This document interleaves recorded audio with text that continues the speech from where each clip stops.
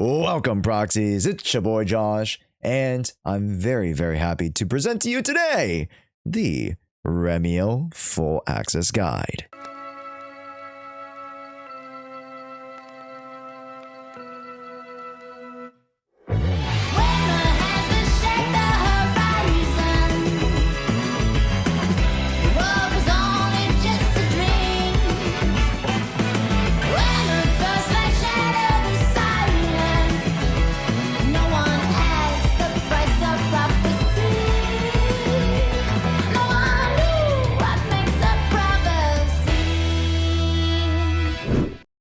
We're going to be breaking down Remielle's very peculiar kit, as she does have some very fun new tech to her. But if we whip off our rose-tinted lenses, it actually is a little blend of a few characters that we've already got accustomed to. First, let's get the ball rolling with Lumiflux. Remielle Dan enters ZZZ with a whole new separate elemental class that we've never seen before. And yes, that's even coming off the back of just the recent new wind element, which is much more integrated with the base 5 elements we've already had. At this rate, we're going to add global passives like HSR.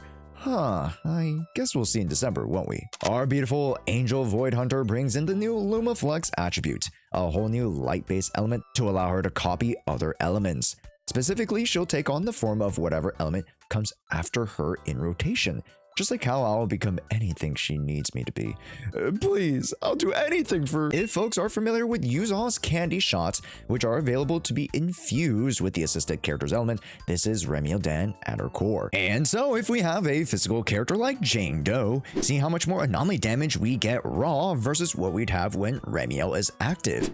For those wondering about the percentage of refringe bonus, it's based on Remy's core ability that derives it from her AP stat. Yet if you take a look at the Lumiflux bar, you'll see 4 segments. These are actually representing points instead of an anomaly bar. So for the Dan, we're going to have to build up whole points instead of having a gauge or bar. As you would guess, each of these quarters of a donut will represent the number of triggers for refringe. So we're starting to understand the basics, Josh. But how does one build these up in order to hit these buffing anomaly points? Well, in just a bit, we'll be taking flight and show you just exactly how to do so. Yet, furthermore, with Remielle's new element and anomaly, when other units are on the field and Remy has adopted their anomaly, once you trigger an attribute anomaly of that element, you'll be able to build up Remielle's pink points called Void Flare.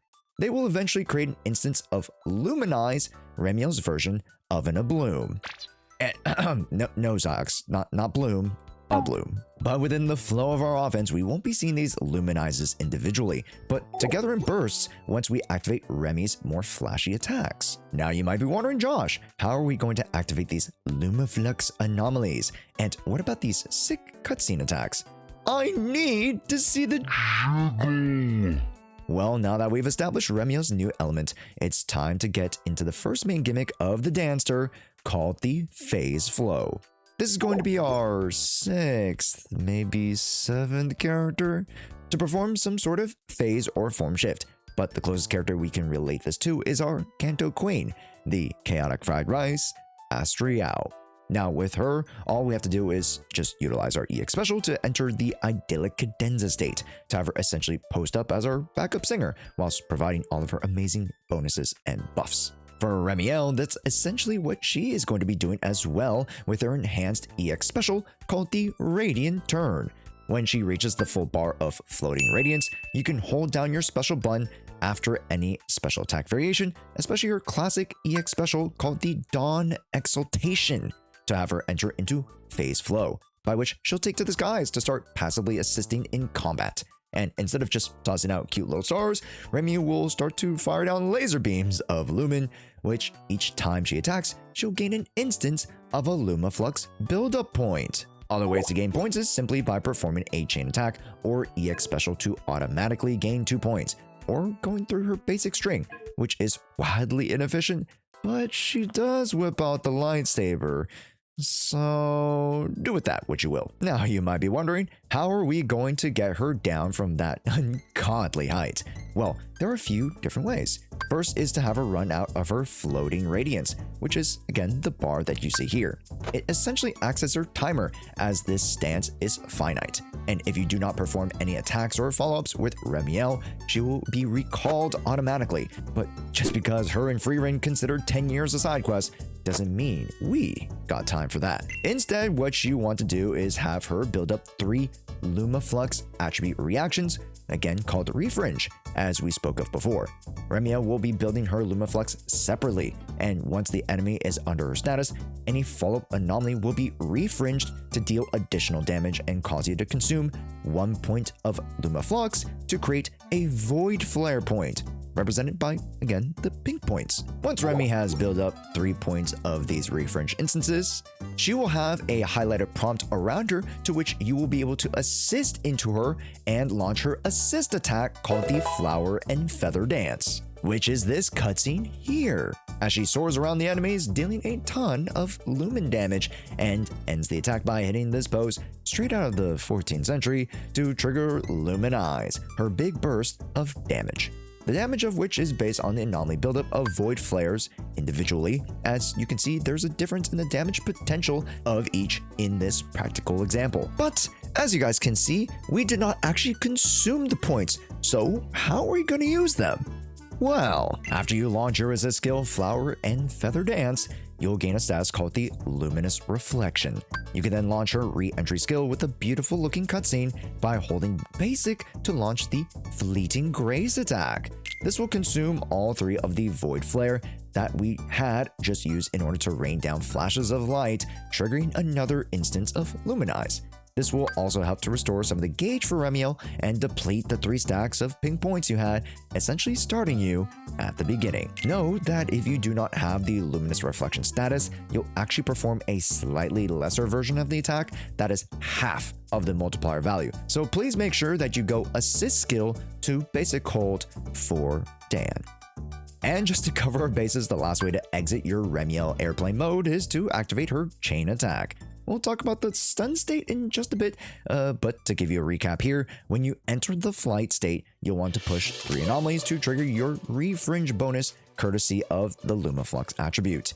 These points will stack for Remy, called the pink points, that will also hold the potency of each individual instance to launch a Luminize attack with your follow-up Flower and Feather Dance, by which then you can hold down the basic to exit your flight and land the finisher, that is the Fleeting Grace. As you can tell, a ton of what Remielle does is actually off-field and in and around your on-field character. This is actually quite nice, as she not only is able to dish out damage and performs bursts at certain intervals, but also she has the ability to buff you whilst in the state. Let's start to get into some of those applications of Remielle and even show you some combat scenarios.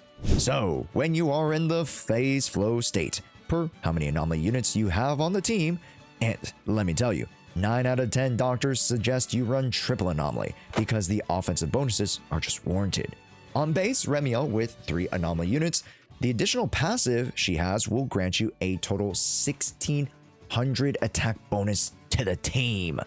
And on top of that, whilst in the phase flow state, you'll gain up to 35% days for Remy herself.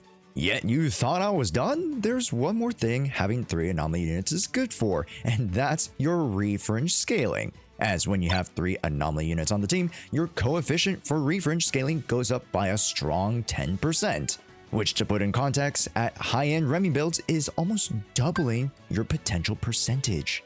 This last bonus is not tied to the additional nor the 3 anomaly restrictions, but whilst in flight mode, you'll also be able to grant your party a scalable 18% damage bonus at skill level 12, meaning if you were to invest even higher, you could see the damage of her skills as well as said bonus increase with more Mindscapes. Wink wink. And since we're on the topic of bonuses and additional passive, when Remielle applies Lumiflux buildup, she will also grant the enemy a debuff known as the Prismatic status, increasing anomaly buildup against the enemy by 15% as long as you have Lumen buildup points on them, which shouldn't be too difficult to manage. Now let's get to Remielle's other abilities, as we've just been talking about the out of stun lead up. Now that we're approaching stun, we're ready to throw down the real hurts, as here we'll start with a showcase of Remielle's chain attacks. These will also refresh 2 instances of Lumen Points, again, to make sure that you're consistently proccing enough refresh instances for the 3 stacks of Void Flare. Once we hit those 3 points, as we mentioned, we'll automatically go to launch her assist skill, the Flower and Feather Dance, by which it gains a new effect when the enemy is stunned.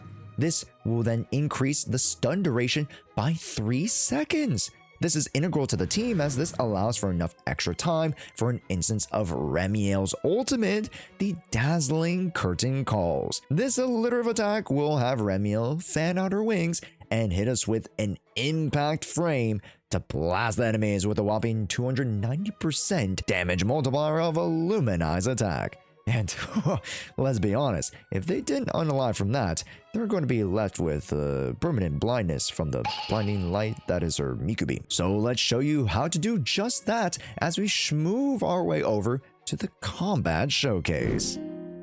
Here in the Combat Showcase, let's firstly keep in mind our target goals for Remielle. First, we want to land our 3 instances of Anomaly while she's in the air to perform the follow-up assist attack, and then land down with her whole basic. This is the natural flow of Remielle. Specifically, that can happen in a multitude of ways depending on the speed and pacing of your other Anomaly units. As well, folks might be wondering about the Lumiflux point management, which shouldn't be too difficult of an issue, as recall, these instances of Miss Dance lasers during her auto flight mode should be applying new fresh instances of Lumen buildup for you to use your refreshes for, meaning that we should always be able to boost our anomalies and apply Prismatic, the additional core ability that increases buildup rate. From here, it's about playing to the stage and getting towards the stun window. Ideally, with these types of comp, you'll actually want to use your other 2 units' ultimates first, prior to the stun, especially Valina's, as you'll be able to apply a ton of her bonuses and not waste time during the stun window, as said stun window should be used to prioritize Remielle instead. Then, boom, we hit the stun window and ideally we launch at least 1 Remielle chain to refresh 2 instances of Lumen Points if we find ourselves low. But as you can see, I'm actually trying to prioritize the refresh boosted Anomaly attacks, as those are going to deal way more damage than any chain from these units could. And don't forget, with 3 pink points in the pocket, Remielle will follow up with her burst of Luminize that was conserved from the Void Flare. And with our 3 extra seconds of stun, finish off the boss by blinding them for life with a light brighter than all of our futures, the massive EDC Rave show of an ultimate. And that is actually it, folks. There are a few more extra bonuses and such that we'll have to discuss and calculate during our build section, but this is Remielle's playstyle and gameplay. Relative passive, but when the going gets good, she comes to the forefront to help blast the ops away. And once you're done with that rotation, send her back up to the skies to do it all over again. Remielle excels in blending her damage moments with also supplementing your team with bonuses that are very akin to Jshoea, whom we'll mention a bit more later in comparison. But I know how much we want to see what's under that beautiful bridal dress of Remy's. But it's actually time to dress her up more as we kit her out with W engines and drives. Let's start talking about Remielle's best build. Like we said in the beginning of the video, you couldn't have crafted a better wife than Remielle.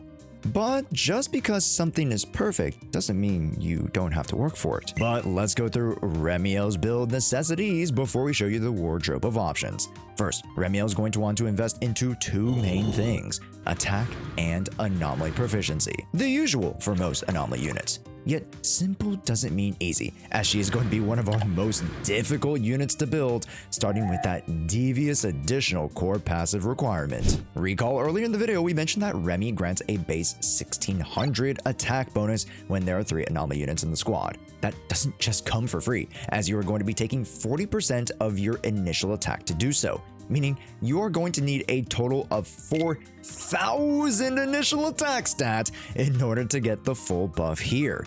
Now, is it to say that you need exactly 4,000 on the dot? My numbers actually suggest that you need anything above 37.5 to be perfectly in the realm of endgame build, as long as you also have strong AP bonuses. Which moves us over to Anomaly Proficiency, the stat that determines the strength of our anomalies. For newer players, this is going to sound a bit confusing, as coming from Genshin, Elemental Mastery was that scaling stat for reaction power, but here in ZZZ, Anomaly Mastery is the speed at which you build up anomalies, AP is the power. And with more AP comes higher reaction damage, in particular when it comes to Refringe, the Lumiflux attribute Anomaly. Here in the core passive, we'll be converting AP to the scaling of the Refringe, which buffs our initial attribute Anomaly Spark. So TLDR 4000 initial attack or anywhere in the ballpark, and as much AP as humanly possible. And for those wondering about Anomaly Mastery, recall that when we are building up Lumiflux, it's not based on a gauge, but based on fixed amounts. So Remielle actually won't be building into Anomaly Mastery at all. And so it's time to talk W engines, as there are a few options to go through. But let's not steal the spotlight from the star of the show, that is Remielle's signature, the Ode of Resurrected Wings. I'm gonna have to take some singing lessons in order to serenade my beautiful bride. This W engine is pure stats, baby, boasting a strong 743 base attack with 36% additional attack in the substat. Then in the passive, Paradise Lost, you'll automatically gain 96 AP, and when attached to a character who triggers Refringe, their anomaly damage increases by 20%, and all squad members will also gain a 30% damage multiplier, both lasting 30 seconds off of each reaction. This is almost a guaranteed 100% uptime for Remielle, unless you're just not doing anything and staring at her longingly. The way you move that body, you done got my heart. Next, let's go through some great alternative options, starting with one of my favorites, the Practice Perfection. This is a great alternative SIG option because it literally provides the same relative attack in the advanced stat. On that note, I also really like Bernice's W engine, the Flame Maker Shaker, and Time Weaver, which both W engines can be attained in multitude of ways, from the chop to now losing your 50-50, which is incredible as this gives us more options of access to viable, high-performing W engines. And just as I mentioned in the stat portion a minute ago, recall that Anomaly Mastery is a dead stat, meaning those W engines that rock Anomaly Mastery like Promea's Frostfall Sickle loses out on compatibility. Next, the budget options are, of course, the tried and true Weeping Gemini, coming in as one of the stronger contenders.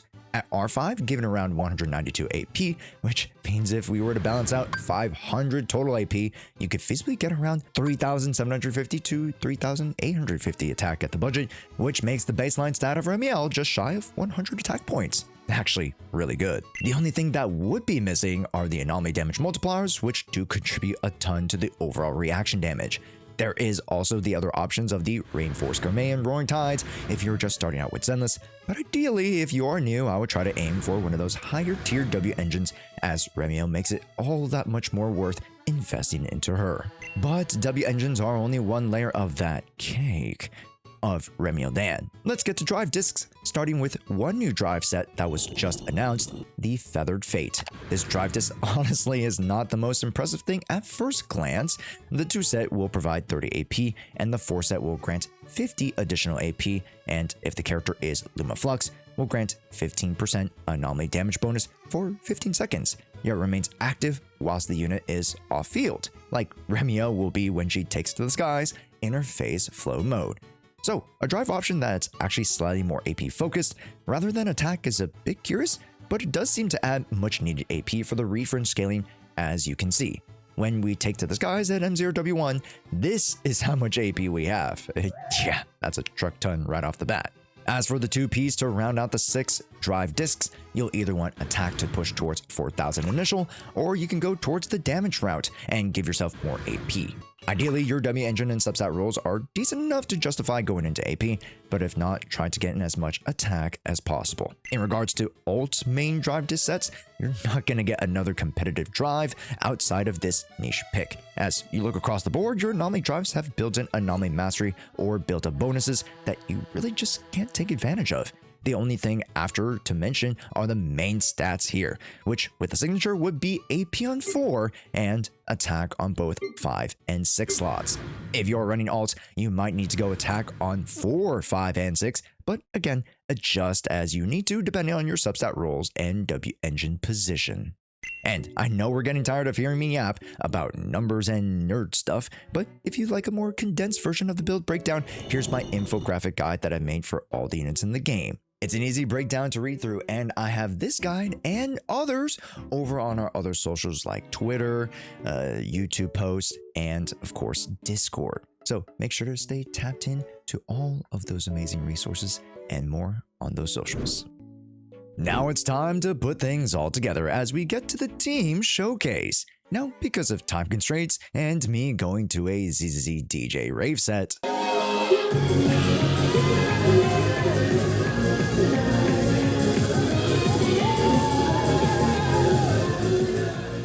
I haven't been able to test out all of the teams, but I assure you that these Remielle teams are damn sure to be great. Sorry, I couldn't hold that joke in for much longer. But without further ado, let's start talking teammates, and right off the bat, we need to re-acknowledge that the triple anomaly teams are majority going to be what we are going to be discussing here. Let's start with some of my favorites, and that's Arya and Promea. These two are some of the best anomaly on-field pushers in the game currently. And in content that they are advantageous or even neutral on, you're going to get some gnarly performances out of them. Again, what these two do well is push Anomaly, and with their higher Anomaly mastery aptitude, they are just slightly more fit for the job. The next few units I want to mention in the lead spot are Jane Doe, who with her new potential upgrade shoots up in strength and speed, which for Remielle means faster rotations. And for the folk who are wondering, hey Josh, what potential upgrades?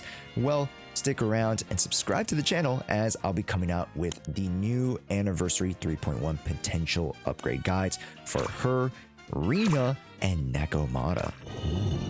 Then you also have Yanagi, who is probably the slowest out of the premier options, but still will get the job done. And with her now being a part of the standard rotation when losing your 50-50, you could go Yanagi into Remielle when pulling, and that wouldn't be a bad few first pickups if you were new or returning to the game. I do want to address some of the other on-field anomaly units like Alice and Miyabi. The misconception is that these units here in Season 3 are anti-synergy to all the anomaly units. Yet these units are actually still incredibly good and actually have strong synergy with Remy. The only issue is that one of the better sub-anomaly picks that I have mixed in with all of the units prior is, well, Valina, whose wind attribute does not play nice with disorders. Yet do not mistake that for the practical performance of these units, which is still quite strong. Yet depending on stage requirements, you might have to adjust your approach. And so let's actually start to get into the sub-anomalies. Valina's pacing and burst of wind are ideal for Remielle's needs to stack up 3 refringes.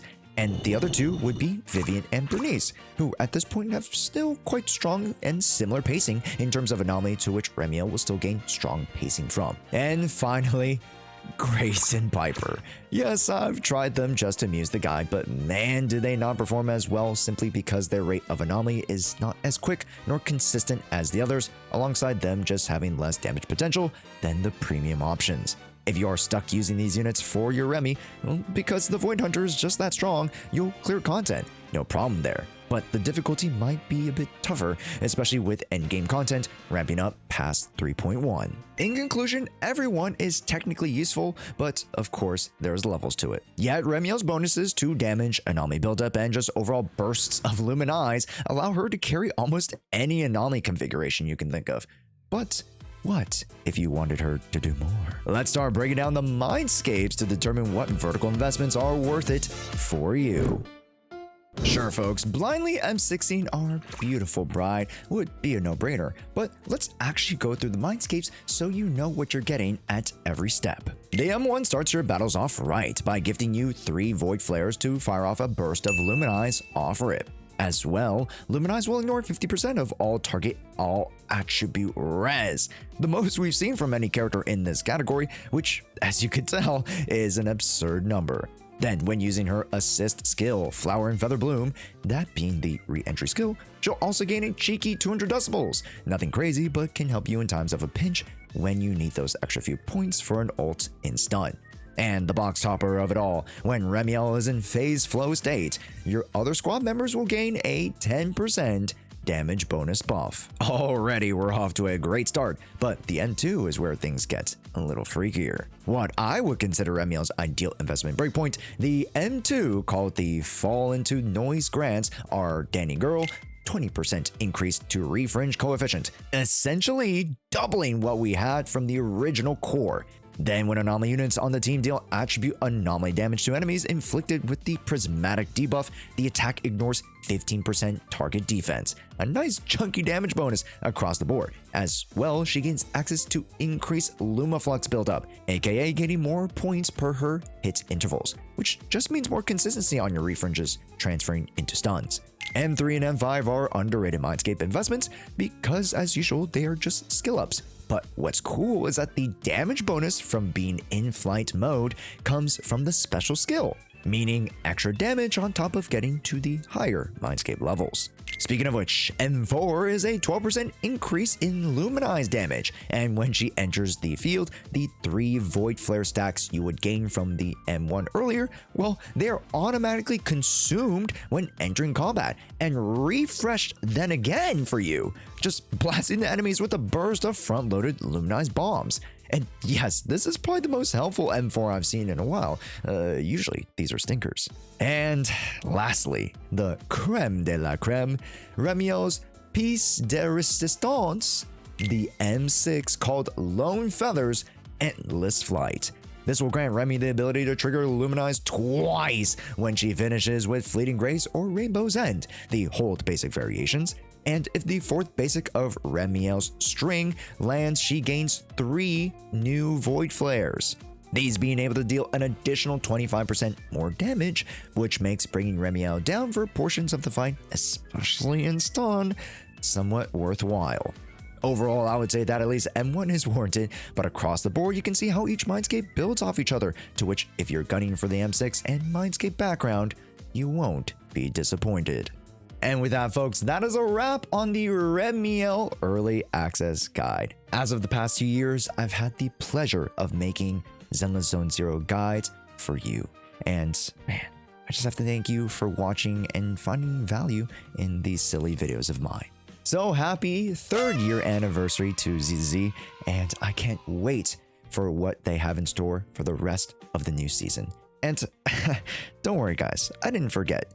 You guys are invited to our wedding. Thank you so much for watching, and make sure to hit the good old like button on your way out. And hey, why don't you check on one of these videos? YouTube thinks you'll like them. It's your boy Josh, and we'll see you in the next video.